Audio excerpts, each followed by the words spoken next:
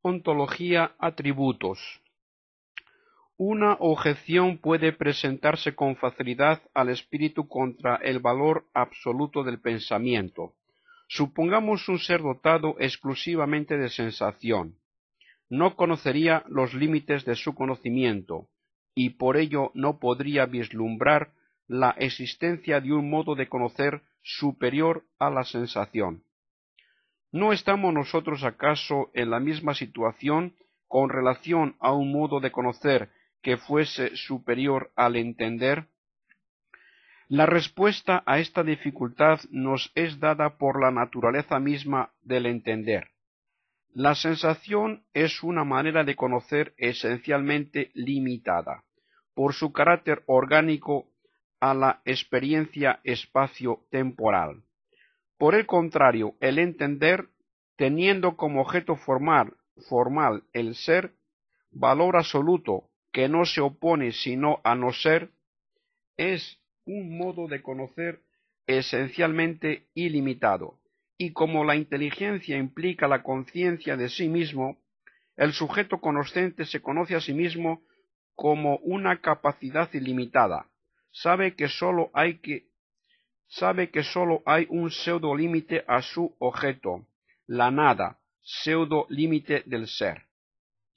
En cuanto al conocer humano integral, es limitado en cuanto a experiencia, sensación y experiencia íntima, pero el hombre tiene conciencia de estos límites gracias a la inteligencia, que sobrepasa todos los límites por su capacidad trascendental. Así llega el hombre a poder concebir la posibilidad de un modo de entender superior al suyo, por ejemplo, un pensamiento no ligado a una experiencia, no tributario de un dato, pero niega con todo derecho la posibilidad de un modo de conocer superior al mismo entender. ¿Qué relaciones debemos establecer entre la inteligibilidad de un ser y su posibilidad? Los posibles ocupan gran espacio en ciertos tratados de metafísica. De ordinario se define el posible como lo que no es, pero puede ser. Después se distingue la posibilidad extrínseca y la posibilidad intrínseca de los posibles. La posibilidad extrínseca de un ser no es sino la existencia de una causa capaz de producirlo.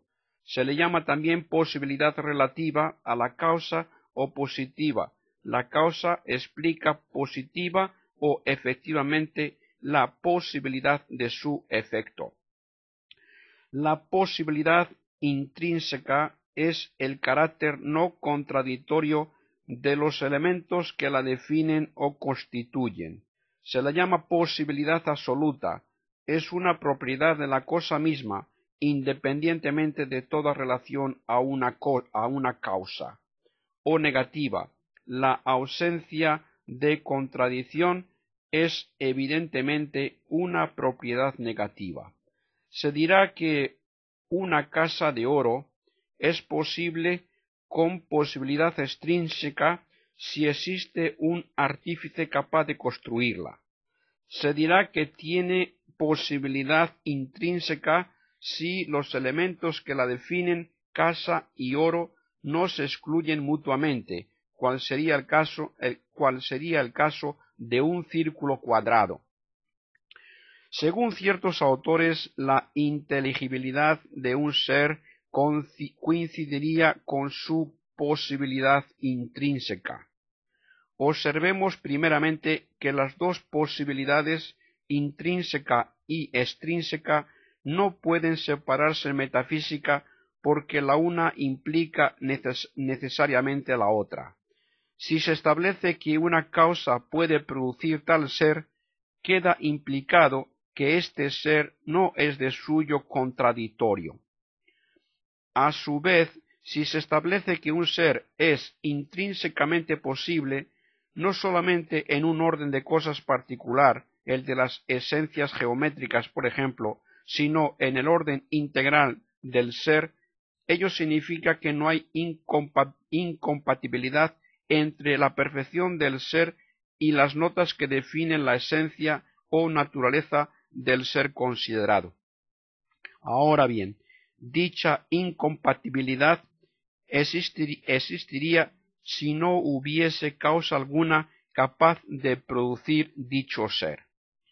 En otros términos, la metafísica no puede detenerse en un estudio parcial y abstracto, sino que considera su objeto en su existencia concreta y en función de la realidad integral. Ahora bien, desde este punto de vista, la posibilidad extrínseca y la posibilidad intrínseca se implican mutuamente y se recubren perfectamente. Por otra parte, la noción de posibilidad es una noción compleja que debe definirse a la luz de una doctrina del devenir, de la causalidad y de la contingencia. Es pues prematuro suscitar el tema de la posibilidad al comienzo de la ontología. Es además superfluo, como ya hemos dicho, observar, pues, el posible no puede concebirse sino en y por el existente actual. Amabilidad. Todo ser en cuanto ser es amable o bueno. Al comparar un ser cualquiera con el apetito intelectual o voluntad, aparecerá una última relación de conveniencia esencial a todo ser.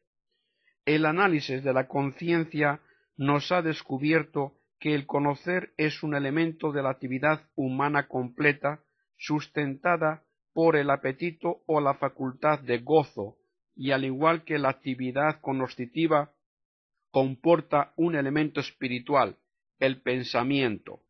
También el apetito comporta un elemento espiritual correlativo al pensamiento, la voluntad.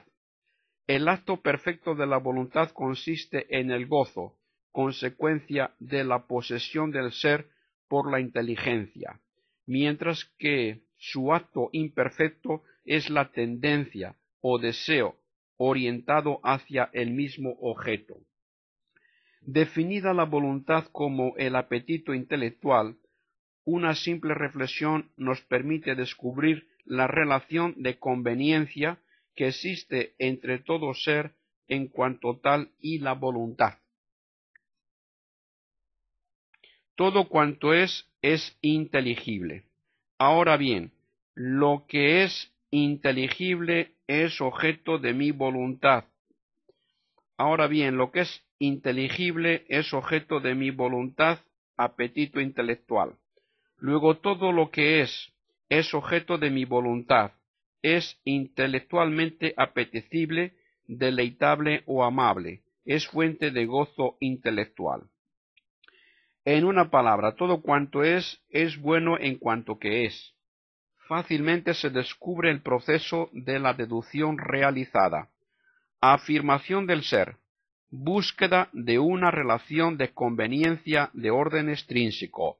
Afirmación del apetito intelectual o voluntad. Descubrimiento de la relación de amabilidad, apetecibilidad o bondad. La bondad de que aquí se trata es la bondad ontológica o bondad del ser en cuanto tal. Ella es el fundamento último de la bondad moral, esto es, de la bondad que afecta a la voluntad y que consiste en la conformidad del querer con el orden real, la sumisión de la voluntad libre a las exigencias naturales del orden ontológico. La tesis que acabamos de establecer es estrictamente paralela a la precedente. Todo ser amable exactamente en la medida en que es inteligible, puesto que todo ser es amable exactamente en la medida en que es inteligible, puesto que la relación del ser a mi voluntad se mide por su relación a mi inteligencia. Mi voluntad se complace en el ser poseído por mi inteligencia. Ella goza de cuanto mi inteligencia conoce. No se afirma, pues, que mi voluntad sea capaz de gozar distintamente de todo cuanto existe, sino que ella goza del orden universal conocido, al menos confusamente, por mi inteligencia. Todo ser en cuanto ser es amable o bueno. También la fecundidad de este principio se nos manifiesta en el resto de la filosofía. Hay autores que consideran la bondad ontológica en relación con la perfección y hasta con la actividad. Todo ser sería apetecible en cuanto perfecto y en cuanto fuente de actividad. Esta manera de hablar nos parece inexacta e inoportuna. Inexacta porque la razón de la apetecibilidad de un ser en cuanto tal no debe buscarse sino en su mismo ser. Un ser es bueno precisamente porque es. Inoportuna porque los conceptos de perfección y de actividad son demasiado complejos para explotarlos en el punto de partida de la metafísica. Intervendrán más tarde en el estudio de los seres finitos. Después de haber agotado las relaciones de convivencia extrínseca, nos quedaría por tratar las relaciones de conveniencia intrínseca a todo ser.